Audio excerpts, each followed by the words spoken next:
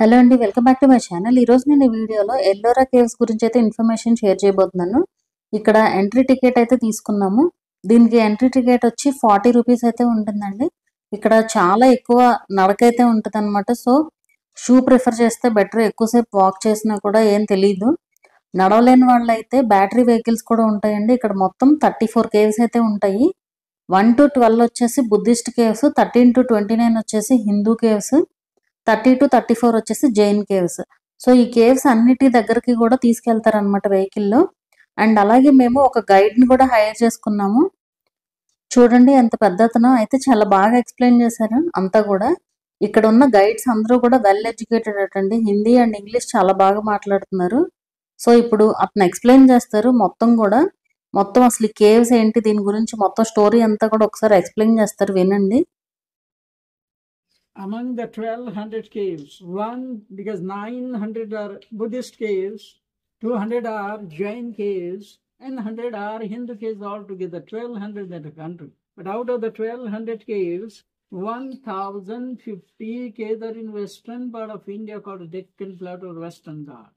And the starting point of the cave is at Ajanta, because Ajanta caves are the earliest caves, belongs to 2nd century BC. It means Ajanta caves are 2200-year-old caves. Ends at Elephanta, which is in Mumbai, and those caves belongs to after Christ, 5 to 6th century AD. Previously, those caves were called Gharapuri. Present called Elephanta caves. You have to go by launch from Gateway of India, 9 kilometers away from there. On a small highland, there is the end of the caves. And all these caves comes into the ranges of the Sahyadri mountains. Art is carved out this cave geographically. The rock is called amygdalite trap. Generally, the rock is called volcanic basalt rock. Neither hard nor soft, excellent for carving, which is a medium quality of rock suitable for the carving. Carved out this cave with the help of delicate tools such as chisel, hammer, and pickaxe. Except these tools, there were no other equipments like modern days. But there are two kinds of rock cut architecture: cut in monolith and cut out monolith. Cut in means when artists started carving the mountain from front and going deep into the heart of the rock, that is called cut in monolith. Whatever the caves are carved out in the whole country, architectural point of view, all are cut in. Cut out when they started carving the rock from the shikara, from the top. And coming slowly to the bottom, they cut out the rock from the three sides, which is the central entire part of the rock converted into the shape of the chariot architecture. Whole plan and architecture looks like a chariot architecture. But Ellora is famous for sculptures, and Ajanta is famous for the painting. But Ajanta caves were completely abandoned, hidden under debris, vegetation. Those caves are discovered by John Smith when he had been there on a hunting expedition. Discovered in 1899, like Ajanta, Ellora caves are not discovered. These caves were not abandoned as like Ajanta. People knew about the Ellora caves from the beginning. But at Ajanta, whole caves are Buddhist caves, they are 33-0. But there some caves belongs to before Christ, and some caves belongs to after Christ. But here at Ellora, entire caves of Ellora belongs to after Christ. Altogether, caves of 34 belongs to three religions: Buddhist, Hindu, and Jain. So 1 to 12 are Buddhist caves. Period of carving of the Buddhist caves from 450 AD to 650 AD under the patronage of Chalukya of Badami. Because they have constructed many temples in Karnataka state. That's why that part is called the cradle of the temple. In the center of the mountain from 13 number to 29, 17 caves are Hindu. Period of carving of the Hindu Guru from 8 to 12th century after Christ. Carved out under the patronage of the dynasty Rashtrakuta. Name of the king was Trishnavan. The 17 are Hindu. In the last from 30 to 34, 5 are Jain caves, and period of carving of the Jain Guru from 9 to 13th century after Christ. Carved out under the patronage of the dynasty Rashtrakuta. Name of the king was Amoghavarsha. 12 are Buddhist, 17 are Hindu, 5 are total 34. For carving the case, kings were raising the funds. Sometimes kings were not raising the fund at the time the carving left unfinished. Sometimes the rule of any king come to an end, automatically the charity donations stop. Sometimes the king died. Due to the different reason, caves are left unfinished. And aim of carving was to promote religion, to spread religion. Because in those days, kings having the policy of tolerance, giving equally donation maybe any religion, Buddhist, in their Jain. If it doesn't have this policy, you might not have seen the three religions carving together. And for carving the cave, the artists were using natural sunlight. when the weather was cloudy. At that time, they were not doing the work. That's why it took many years. They only have the record of number 16 called Kailasha, 150 years. But after doing 150 year carving, the temple is never complete. No single cave is completed yet. And as I told you, actually the carving system started by the Buddhist monk first. Their same system adopted the Hindu and chanted. The majority are Buddhists. Whatever the caves are carved out in this country, they carved out these caves on the ancient trade routes. Those ancient trade routes start from Nala, Sopara, Thane district in Mumbai. One trade route is going to Vadodara, the harbor in Gujarat. Another trade route starts from the same place, going to Amravati in the south. There was another harbor in the south.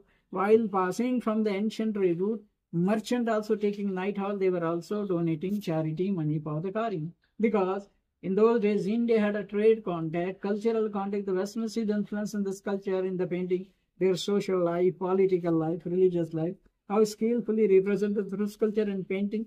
Because the craftsman system was hereditary, passing artists, skilled artists, unskilled artists. Unskilled artists were doing that much work, The rest of the things is going to hand over to the master. In this way, they carved out the cave, because artists had the knowledge of about the anatomical feature of man and woman, about the different hairstyle, about the different facial expression, about the different ornament and cushion, all skillfully represented through the sculpture and painting. Their skill and devotion of the, because at present we are in Buddhism. In the entire Deccan Plateau, you will find the tabletop mountain and slopy mountain. To the east side, the mountain is tabletop. To the west side, mountain is slopy. The whole rock will intact up to date. So in the morning, sun rises in the east. Naturally, the sun rays falls in the west direction. To that side, they were putting mirror, metal sheet, and then they were reflecting the sun rays. As the sun was moving, according to the direction of the sun rays, they were doing the carving. When the weather was cloudy at that time, that's why it took many years to carve it out. So, as like today, there were no blueprints, no paper plan, their plan was in their brain. They were sitting together and discussing the plan. So according to their planning, they first completed second floor first, then first floor, and finally coming to the bottom. This is the way of carving the cave, because these caves are not constructed. And the construction of the house or building starts from the basement and going to the top. In carving the rock from top to bottom, from front going, this is the way of carving the cave. These caves are not constructed. Everything is carved in the same rock of the mountain. Everything is monolith. In Buddhism, there are two kinds of rock-cut temples or caves. Place of worship, chaitya. Place of residence, that is the monastery. So 11 are viharas, only one chaitya. Chaitya, where the monks were gathering to pray. But 11 are viharas, only one chaitya, number 10. Among these, after the death of Buddha, 100 years later on, among the monks started conflict or dispute. For settling the dispute, they had called for Buddhist council. The fourth Buddhist council was called by Kushan Emperor Kanishka at Kundalwan Vihar in Kashmir, for which 500 Buddhist monks were present. Presided over the function as the president and vice president Ashok Ghosh and Vasumitra.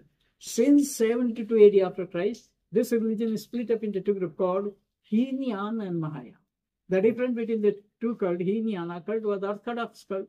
They were totally against of image worship, idol worship. They only worship an object. Footprints of Buddha, wheel of law, Bodhi tree under which Buddha got enlightened. Nistupa, they consider Buddha as their teacher or guide. They never consider Buddha as their God.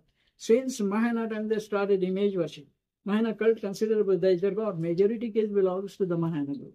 Medieval time, there was the Renaissance in art and architecture. Since that time, art is called the Vihara, Kamshet. Place of residence, place of worship both together. They called the entrance, after entrance, congregation hall. After congregation hall, they called the main shrine. ఈ అన్ని caves కూడా Rashtrakuta dynasty అలాగే Yadava dynasty టైంలో construct చేసిన caves అండి. ఈ caves అన్ని కూడా రాళ్ల నుంచి చెక్కబడిన కేవ్స్. ప్రతిదీ కూడా ఆర్ట్ విగ్రహాలు కూడా ఎంత చక్కగా చెక్కి ఉంటాయో ఇక్కడ. అన్ని కేవ్స్ కి దేని ప్రత్యేకత అయితే దానికి ఉంది. అండ్ ఇవన్నీ కూడా ఏది కూడా కంప్లీట్ అవ్వని కేవ్స్ ఏనండి. అన్ని కూడా సగంలో ఆగిపోయిన కేవ్స్ అనమాట. ఈ ఎల్లోరా కేవ్స్ మొత్తం 2 కిలోమీటర్ల విస్తీర్ణంలో అయితే ఉంటాయి. ఇవన్నీ నిర్మించడానికి 500 ఇయర్స్ అయితే పట్టిందంటండి. ఈ గుహలు ఒక రాయి నుంచి చేసేటప్పుడు పైనుంచి ముందు పైకప్పు చెక్కుకుంటూ అలా కిందకైతే నిర్మిస్తారట. అక్కడ బుద్ధిజంకి, హిందూయిజంకి, జైనిజంకి సంబంధించిన విగ్రహాలు అయితే ఉంటాయి. వీటిలో ఉన్న 10వ గుహకి ఒక ప్రత్యేకత అయితే ఉందండి. ఇది విశ్వకర్మ గుహ అని పిలుస్తారు. ఈ విశ్వకర్మ అనే శిల్పి ఒక రాత్రిలోనే తన పరివారంతో ఈ గుహలో శిల్పాలన్నీ కూడా చెక్కాడటండి. అందుకే ఈ గుహకు విశ్వకర్మ గుహాలయం అనే పేరు వచ్చిందని అయితే చెప్తూ ఉంటారు.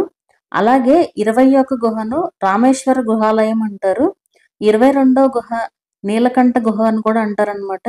ఈ గుహలో సప్తమాతృకలు, గణపతి, నదీ దేవతలు తదితర విగ్రహాలు అయితే ఉంటాయి. 21, 22 గుహలో శివపార్వతుల కళ్యాణం, శివుడు తాండవం చేస్తున్నట్లు కూడా శిల్పాలు అయితే చెక్కబడి ఉంటాయి.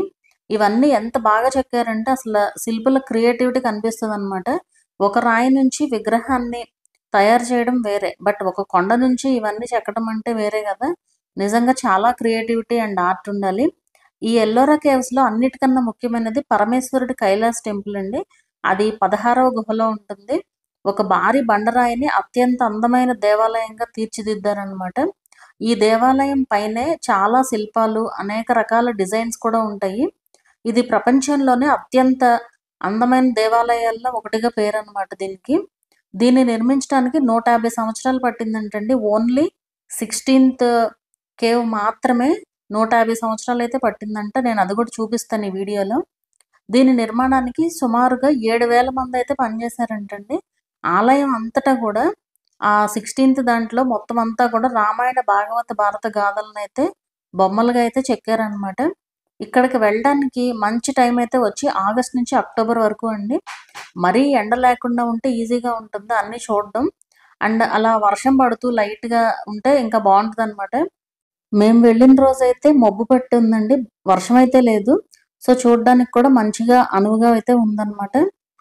అలాగే ఇది వచ్చేసి నేను ఇందాక చెప్పాను కదా, ఈ 16వ కేవ్ అండి ఇది.